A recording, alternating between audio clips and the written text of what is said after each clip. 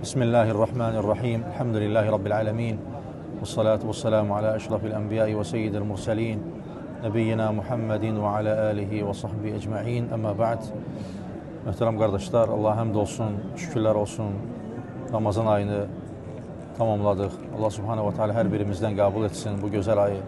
Allah subhanahu wa ta'ala bizləri bağışlanan qullarından etsin. Elhamdülillah, Allah nəsib etsə sabah bayram günüdür. Bayramın öz ədəbləri var. Allah Resulü sallallahu aleyhi və səlləm bayram namazına çıxmadan öncə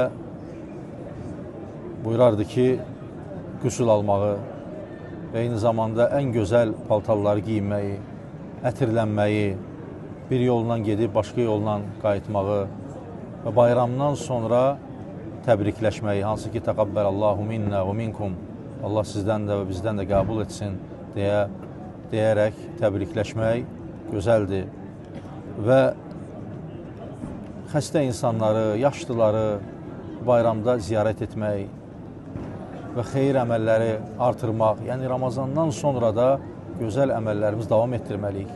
Yəni, xeyir əməllər, möhtərəm qardaşlar, yalnız Ramazan ayına məxsus deyil. Ramazandan sonra da xeyir əməllər davam etməlidir.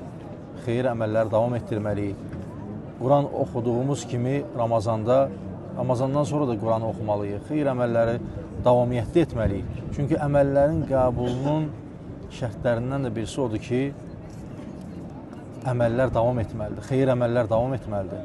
Allah hər birimizə müvəffəq etsin bu gözəl günləri keçirməyə və bayram günündə də hansı ki, ən gözəl edəcəyimiz zikir təkbirlərdir. Allahu Ekber, Allahu Ekber, La ilahə illallahu, Allahu Ekber, Allahu Ekber və lillahilhamd. Allah hər birimizi bağışlasın. Allah subhanahu wa ta'ala bu gözəl günləri faydalı keçirməyə bizləri nəsib etsin. Və sallallahu və səlləm alə nəbiyyina və habibina Muhammed.